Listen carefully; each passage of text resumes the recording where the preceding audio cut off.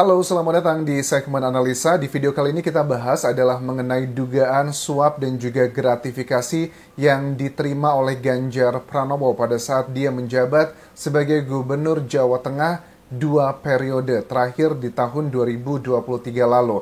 Ini disampaikan oleh Ketua Indonesia Police Watch Sugeng Teguh Santoso bahwa selain Ganjar Pranowo pun ada dugaan ex-direktur Bank Jateng Supriyatno yang diduga juga merupakan bagian dari 3 kelompok yang mendapatkan cashback ataupun juga gratifikasi senilai 16% dari total asuransi premi yang dibayarkan di kawasan Jawa Tengah tersebut.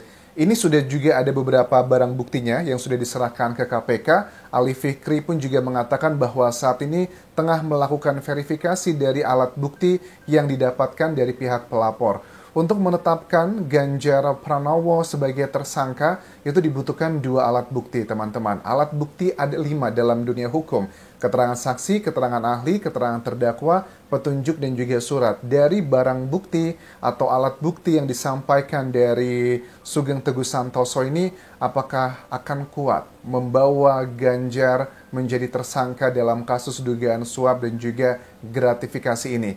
Sekarang kita akan bahas adalah dari 2 sisi. Siapa sih sebenarnya Sugeng Teguh Santoso dan juga latar belakang tentang 16% yang diduga itu menurut Sugeng Teguh Santoso adalah cashback yang diduga diberikan untuk 3 kelompok di Jawa Tengah selama 10 tahun Ganjar menjabat sebagai kepala daerah di sana. Pertama adalah 5% untuk operasional banknya tersebut. Kedua adalah 5,5% untuk pemegang saham dan juga kepala daerah di sana. Dan 5,5% untuk sang pengendalinya. Dugaannya ini adalah Ganjar Pranowo. Makanya tidak heran 10 tahun Ganjar menjabat, angkanya menurut dia itu sudah lebih dari 100 miliar rupiah. Nah, sudah ada klarifikasi dari Ganjar pada saat dia sedang berlibur di Yogyakarta, di Gunung Kidul tepatnya. Katanya itu semua adalah tidak benar. Ya silakan aja. Kalau memang ada barang bukti atau alat bukti, ya diusut. Tetapi secara logika aja ya. Ngapain sih Sugeng Teguh Santoso mau cari masalah sama Ganjar? Ganjar itu bukan orang sembarangan loh. Dia tuh calon presiden. Juga sudah 2 kali menjadi gubernur Jawa Tengah. Juga mantan anggota DPR. Kalau nggak ada alat bukti yang kuat, ngapain dia mau cari masalah? Ini sudah mulai muncul nih. Sepertinya ada mau melihat counter dari yang melaporkan. Memang siapa sih Sugeng Teguh Santoso ini? Kalau aku cek dari jejak digital, LHKPN-nya, laporan harta kekayaan penyelenggara negara, karena di tahun 2018, Sugeng Teguh Santoso ini pernah mencalonkan diri sebagai wakil wali kota Bogor di Jawa Barat. Total hartanya di tahun itu saja sudah, 82 miliar rupiah dengan mayoritas adalah aset tanah. Ini 2018, 2024 dengan kenaikan 10%, let's say tiap tahunnya ini sudah lebih dari 100 miliar sih hartanya Sugeng Teguh Santoso ini. Dan aku lihat rinciannya di sini, mayoritas itu berupa aset tanah dan juga bangunan yang hampir 100%, mungkin sekitar 80%-an itu letaknya adalah di Bogor. Dan ada satu aset di kawasan Jakarta yang harganya 2,5 miliar.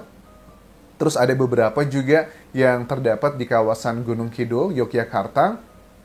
Dan mayoritas semuanya, hampir semuanya, nggak ada mayoritas lagi, tapi semuanya dari aset yang dimiliki Ketua Indonesia Police Watch sejak tahun 2021 bulan Juni ini, semuanya adalah hasil kerja sendiri dan tidak ada warisan. Masuk akal, karena aku lihat cek dari background sejarah keluarganya, bahwa Sugeng Teguh Santoso ini termasuk dari keluarga yang cukup pas-pasan. Bapaknya memang dulu, kalau aku cek di sini, pernah bekerja sebagai pengusaha di pegawai gitu, pegawai kelas menengah. Tetapi kemudian pada saat dia usia 5 tahun, kemudian terpisah dan hidupnya cukup pas-pasan dengan mengandalkan gaji dari seorang ibunya yang bekerja sebagai seorang guru. Tapi kemudian beberapa waktu kemudian dia ketemu sama bapaknya lagi di Jakarta dan bapaknya ternyata bekerja sebagai tukang beca. Dan akhirnya dia menamatkan pendidikannya di Hukum Universitas Indonesia dan sejak tahun 2021, tepatnya di bulan Juni, ia menjadi Ketua Indonesian Police Watch. Lantas pekerjaannya apa? Kalau dari sini sih pekerjaannya cukup terkenal ya. Ada beberapa rekan-rekanku juga di Jakarta yang bilang bahwa Pak Sugeng itu punya Sugeng Teguh Santoso Law Firm gitu loh. Jadi pengacara, termasuk pengacara kelas atas di Jakarta, dan itu bukanlah hal yang murah untuk meng-hire-nya. Kalau memang kliennya banyak dan baru menjadi ketua IPW itu adalah 2021, artinya kan baru sekitar 3 tahun, ya berarti harta-harta ini kan sudah terkumpul jauh sebelum dia menjadi ketua IPW. Apakah itu semua berasal dari pekerjaan dia sebagai pengacara? Kemungkinan besar iya, karena kalau dilihat dari laporannya, dikatakan bahwa semua itu adalah hasil usaha sendiri, tidak ada bagian dari warisan. Nah, ini yang menjadi salah satu bagian yang counter attack. Ada yang menduga bahwa apa jangan-jangan Sugeng Teguh Santoso ini mendapatkan hartanya juga mungkin dengan pesanan-pesanan kasus. Kayaknya nggak juga, teman-teman. Karena apa? Di tahun 2018, berarti sekitar 3 tahun sebelum Sugeng Teguh Santoso menjabat sebagai Ketua Indonesia Police Watch, hartanya aja sudah 82 miliar rupiah. Dan itu pun dengan bertambahnya waktu, artinya juga akan semakin bertambah aset tersebut. Jadi kalau dikatakan bahwa Sugeng Teguh Santoso kaya gara-gara dia menjadi ketua IPW, dilihat dari jejak digitalnya sepertinya ya kemungkinan besar secara kasat mata tidak seperti itu. Tetapi kembali lagi mengenai kasus dari Ganjar Pranowo ini, ada beberapa orang yang mengatakan ini sih politisasi aja. Misalnya waktu kita tahu ada dari Fahri Hamzah ya, ini salah satu tim dari Prabowo Gibran yang juga kan sudah menuliskan tweet atau di X-nya, Twitter atau X, yang kata-katanya begini, daripada iri dengan harta orang yang legal dan halal, mending kita taruhan. Siapa calon yang jadi tersangka setelah kalah sekali putaran? Ini di-uploadnya tanggal 8 Januari 2024, pukul 10.55 pagi hari, WIB.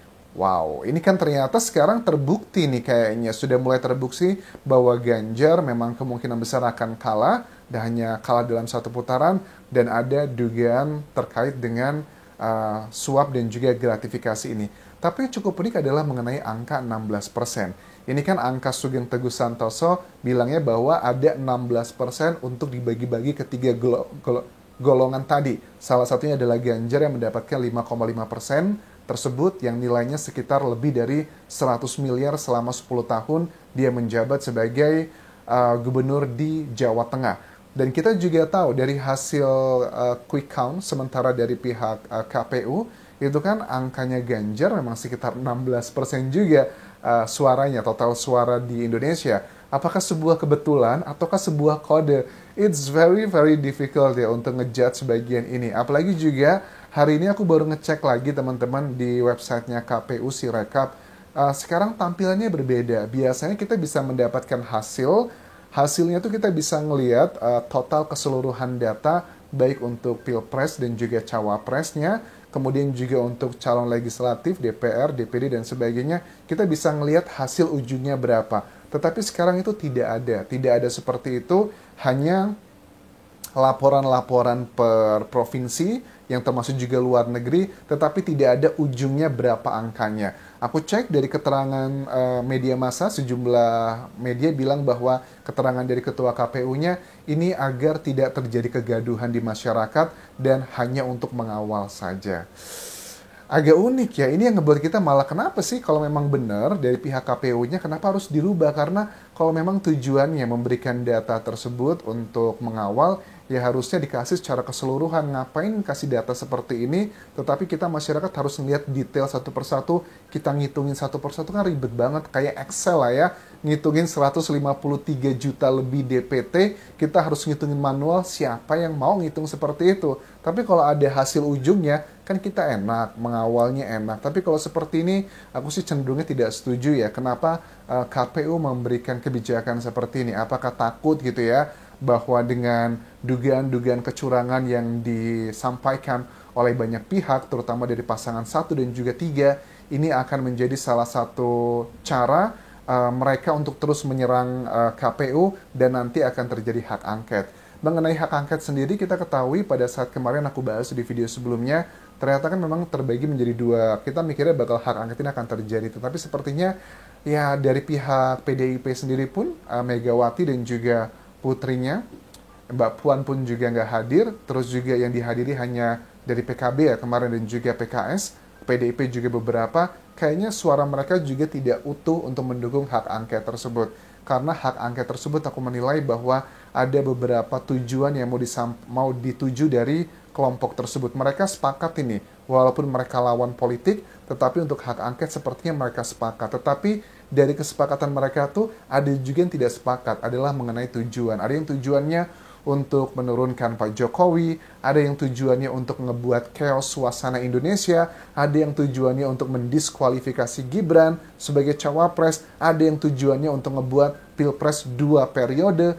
Jadi mereka tuh punya tujuan yang berbeda-beda. Makanya ini mungkin ya menurut aku Bu Megawati masih kurang mungkin sepakat dengan hak angket, tetapi karena melihat konsekuensinya nanti akan terjadi hal-hal yang tidak diinginkan, mungkin Bu Megawati sebagai seorang negarawan juga mungkin lebih ngerem egonya. Mungkinkah seperti itu? Ya, kita lihat nanti perkembangannya seperti apa. Aku rasa itu yang bisa aku update mengenai dugaan Ganjar Pranowo dan juga ex-direktur Bank Jateng yang diduga menerima suap dan juga gratifikasi lebih dari 100 miliar rupiah. Apakah ini benar atau tidak? Kita nantikan kinerja dari KPK, apakah berhasil membuktikan atau tidak. Butuh 2 alat bukti doang untuk menentukan Ganjar dan juga Supriyatno, ex-direktur Bank Jateng ini sebagai tersangka. Kita lihat nanti perkembangannya seperti apa. Terima kasih sudah menonton, sampai jumpa lagi di video berikutnya. Tinggalkan like dan juga komen, subscribe channel YouTube ini, follow Instagram, Facebook, dan juga akun TikTok Kodian Jasa Semara. Sampai jumpa.